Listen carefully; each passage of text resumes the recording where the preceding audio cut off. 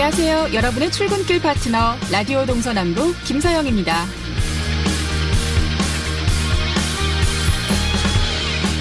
지난 금요일부터 시작된 제1회 강릉국제영화제가 여기저기서 화제입니다.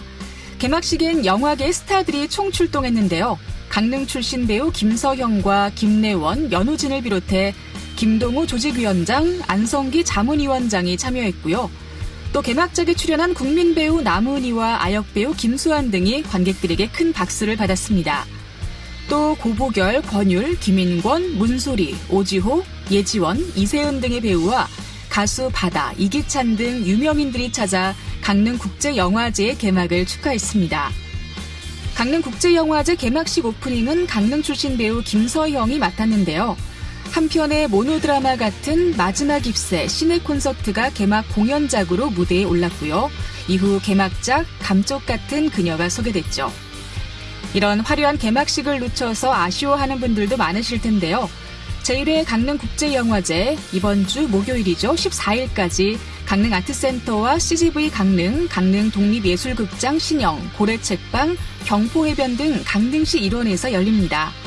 32개국에서 출품한 73편의 영화와 함께 다양한 이벤트도 펼쳐지니까요. 관심 가지고 꼭 한번 찾아보시기 바랍니다. 11월 11일 월요일 라디오 동서남북 지금부터 시작합니다.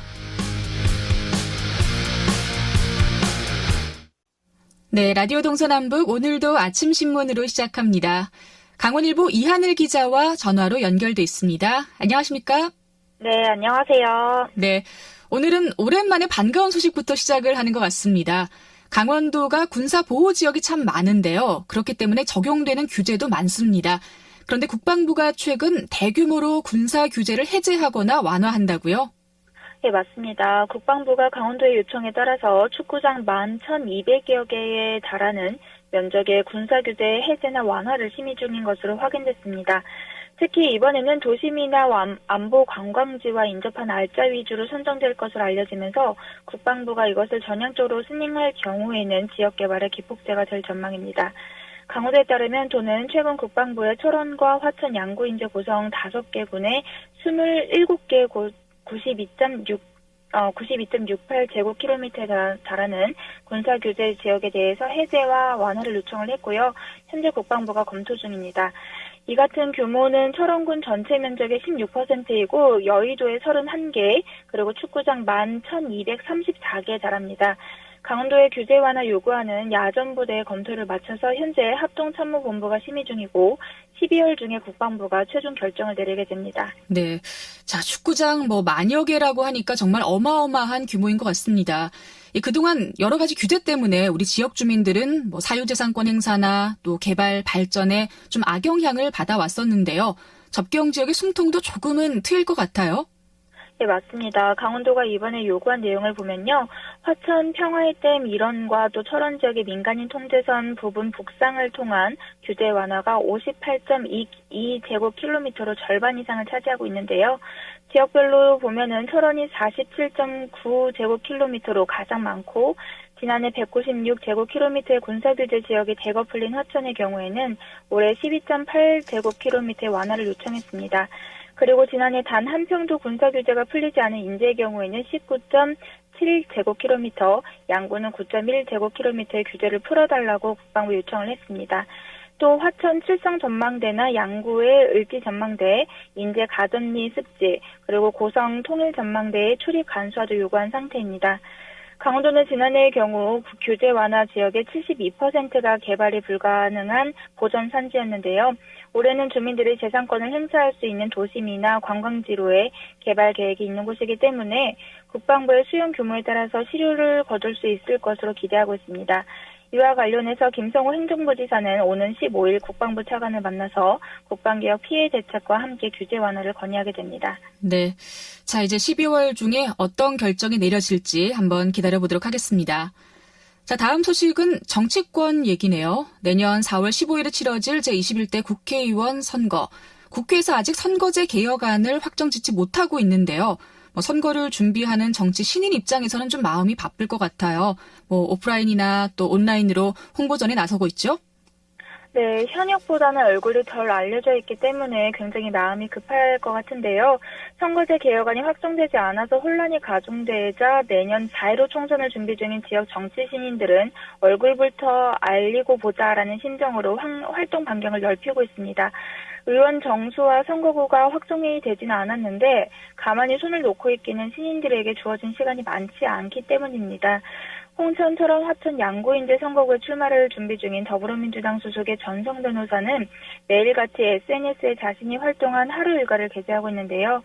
해당 선거구의 면적은 무려 서울시 면적이 10배에 달하는 만큼 정치 신인이 얼굴과 이름을 알리기 위해서는 전 변호사는 주로 지역 현안을 파악하면서 빠르게 움직일 수밖에 없는 상황입니다. 또 같은 지역구에 출사표를 던진 자유한국당의 정병철 전 국회의원 보좌관도 매주 5개 시군의 방문 일정을 세부적으로 나눠서 하루에 4-5시간씩 혼자 지역을 누비고 있습니다. 주민들과의 접촉 횟수를 늘려서 인지도 높이에 나서고 있는 모양입니다. 네.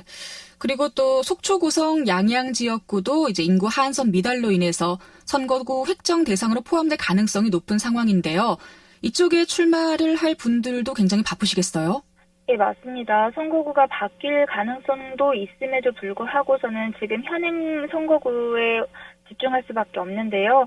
속초고성 양양의 선거구 입지자인 박상진 전 국회 수석 전문위원도 마을회관이나 경로당 그리고 사회복지기관에서 열리고 있는 지역 행사에 참석하고 있으면서도 페이스북 등 영상과 이런 SNS에 영상과 사진을 올리고 있습니다. 또 여기에 자유한국당 김대현 원주시 을 지역구의 당협위원장은 페이스북에 김대현을 주목하는 시민들이라는 이름으로 그룹을 형성을 하고 경제와 정치 등 이런 사안들을 공유하면서 온라인 지지 세력을 넓혀가고 있습니다. 여기에 최근에 출판기념회를 마치고 본격적으로 선거전에 뛰어든 춘천 선거구의 허영 더불어민주당 도당위원장은 하루에 7개에서 8개까지의 행사장을 누비면서도 SNS에 기록하는 것은 빼먹지 않고 있습니다. 특히 이들 정치 신인들은 예비 후보 등록 이후에 홍보물 발송이나 문자메시지 전송 등의 선거운동을 시작하더라도 선거구가 다시 재획정이 될 경우에는 기존의 노력이 물거품이 될 수 있을 가능성이 굉장히 큽니다. 그럼에도 불구하고 주어진 시간이 적다는 문제를 인식을 하고 있기 때문에 온라인이나 오프라인 모두에 걸쳐서 활발하게 활동하고 있습니다. 네. 선거구가 빨리 정해져야 이런 혼란이 조금 줄어들 수 있을 것 같네요. 그런데 지역 주민들 입장에서는 행사장을 찾아서 무조건 얼굴을 알리는 것보다 지역 현안을 풀어나갈 수 있는 능력을 보여주길 좀 바랄 텐데요. 그러지 못한다, 이런 의견도 있나 봐요? 네, 맞습니다. 젊은 층을 위주로 이런 의견들이 굉장히 많은데요. 이같이 정치 신인들의 온오프라인 활동에 대해서 깊이가 얕다는 지적도 있습니다. 정치인들의 SNS에 행사 참석을 했던 인증샷의 경우에는 굉장히 많은데 정작 선거구민들의 마음을 움직일 만한 정치 철학은 찾아볼 수 없다라는 내용인데요. 혹은 지역 현안을 풀어나갈 수 있는 합리적인 해법들을 내놓아야 한다는 의견도 많습니다. 한편 내년 21대 국회의원 선거 예비자 후보 등록은 선거일 120일 전인 12월 17일부터인데요. 앞으로 36일 정도 남은 만큼 정치 신인들은 총선 시기가 더욱더 빨라질 전망입니다. 네. 어느 정도 얼굴을 알리고 나면 또 지역 발전을 위한 방안들, 정책들도 널리 알려주셨으면 좋겠습니다. 자, 오늘 아침신문 강원일보 이하늘 기자와 함께했습니다. 고맙습니다. 네, 감사합니다.